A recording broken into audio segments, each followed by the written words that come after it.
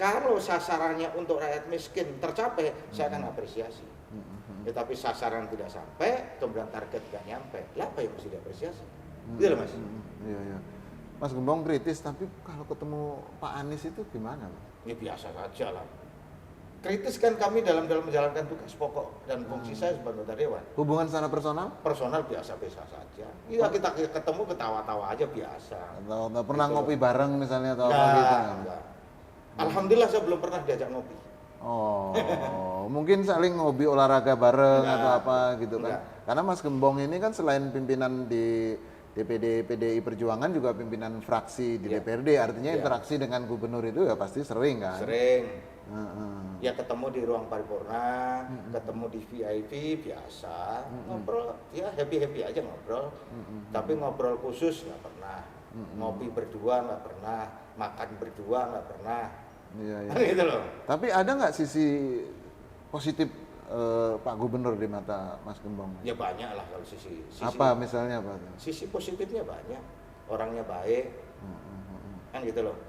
Orangnya cerdas, orangnya pinter, orangnya sopan santun, bahasa komunikasinya luar biasa bagus, gitu loh. Itu dari sisi yang saya lihat. Dalam kaitan Persahabatan antar personal sangat baik, Baik, ya. gitu loh. Cuman dari semua itu ada satu yang kurang, eksekusinya nggak pernah ada. Itu aja, itu loh. Itu Mas. Iya, iya, iya. Nah, sebentar lagi ya kalau buat politisi sebentar nih karena bulan Oktober ya 16 Oktober 2022 ini kan Pak Anies akan mengakhiri jabatan sebagai gubernur ya. Setelah itu akan ditunjuk penjabat gubernur. Nah, bagaimana nih PDIP Perjuangan ini melihat pergantian pimpinan di DKI Jakarta ini, Mas? Ya, yang saya sampaikan begini, bahwa PJ itu yang menetapkan kan presiden Iya. atas usul dari Kemendagri kan. Mm-mm. Siapa orangnya, Mm-mm. ya tentu presiden lebih tahu. Mm-mm. Tetapi saya sebagai warga ibu kota, sebagai pimpinan partai politik, sebagai ketua fraksi, kita boleh dong berharap. Iya. Harapan kita adalah PJ Gubernur adalah orang yang memahami persoalan Jakarta. Sehingga dari sisa waktu yang ditinggalkan oleh Pak Anies sampai dengan pemilu, itu pejabat tadi betul-betul mampu mengeksekusi program-program yang belum sempat dilakukan oleh Pak Anies. Sehingga sisa kerja sampai dengan pemilu tadi betul bisa hasilnya bisa dirasakan oleh warga Jakarta. Contoh paling sederhana, contoh paling persoalan banjir. Ini kan belum sempat 5 tahun belum sempat dilakukan eksekusi oleh Pak Anies. Mudah-mudahan penjabat yang akan ditunjuk oleh presiden nanti mampu melakukan eksekusi dari program yang notabene adalah persoalan prioritas warga ibu kota. Gitu Mas.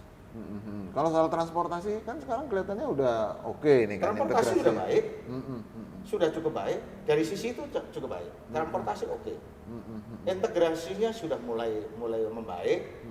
Tetapi sekali lagi dalam konteks transportasi ini adalah proses panjang.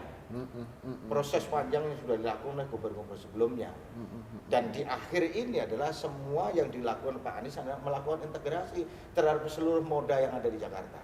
Dan alhamdulillah di sisi itu memang saya sudah pernah memberikan apresiasi cukup berhasil dalam melakukan integrasi terhadap transportasi publik. Ya, artinya PDI Perjuangan atau fraksi PDI Perjuangan di DPRD DKI tidak hanya sekedar keras ya. Iya.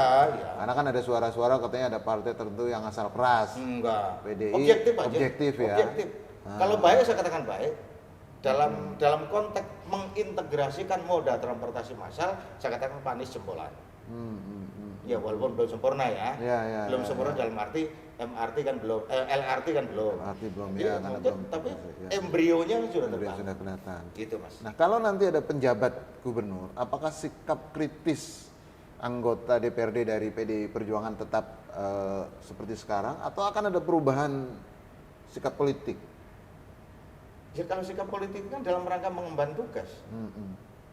Untuk kepentingan rakyat Jakarta, walaupun sekalipun itu gubernur usulannya PDI Perjuangan, ya kami tetap mengkritisi itu.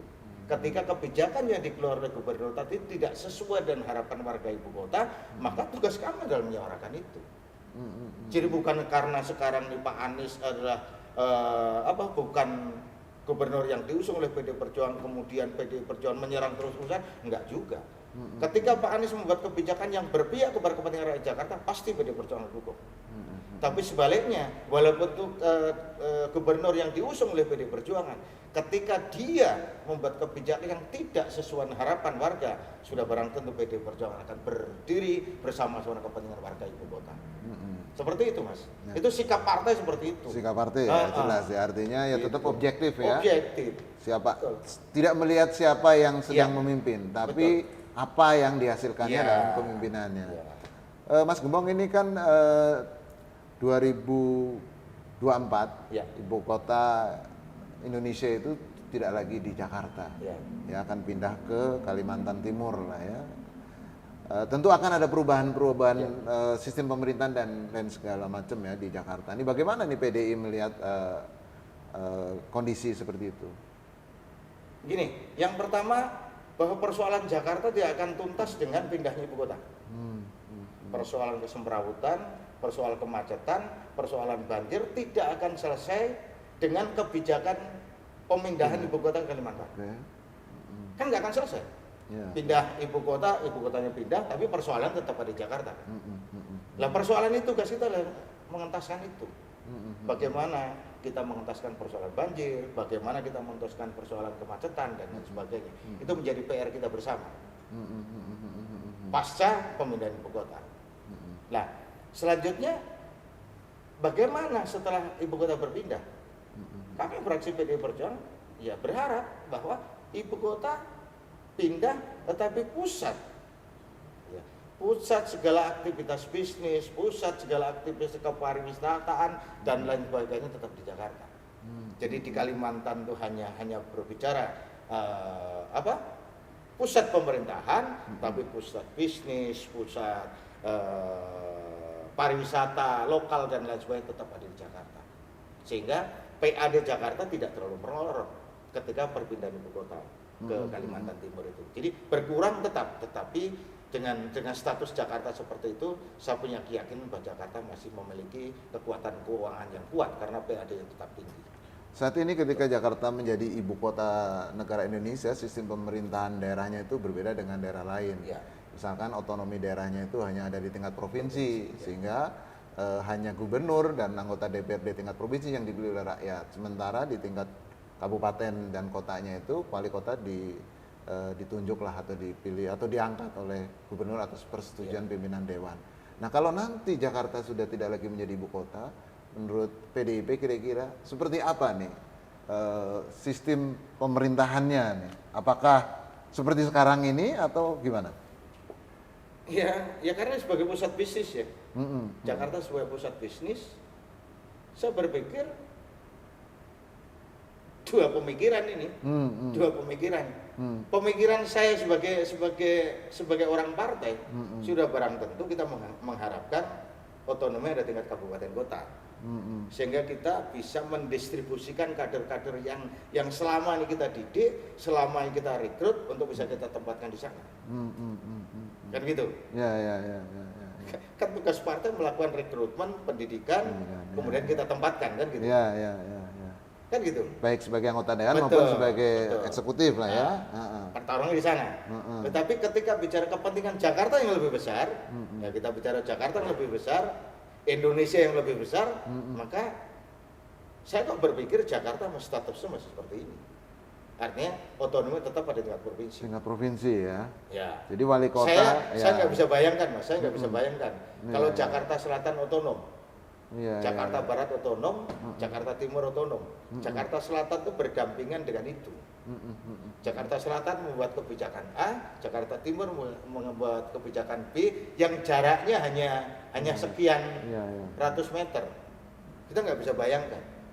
Maka saya walaupun ini nanti tetap menjadi kebijakan Dewan Pimpinan Pusat Partai, tapi kalau saya secara pribadi saya tetap demi kepentingan Jakarta yang lebih besar, maka otonomi tetap lebih baik di tingkat provinsi. Artinya ini pertimbangannya lebih pada pertimbangan yang lebih besar. Iya ya, kenegaraan lah ya, Betul, kesejahteraan betul. masyarakat, nah Ya. kira-kira begitu.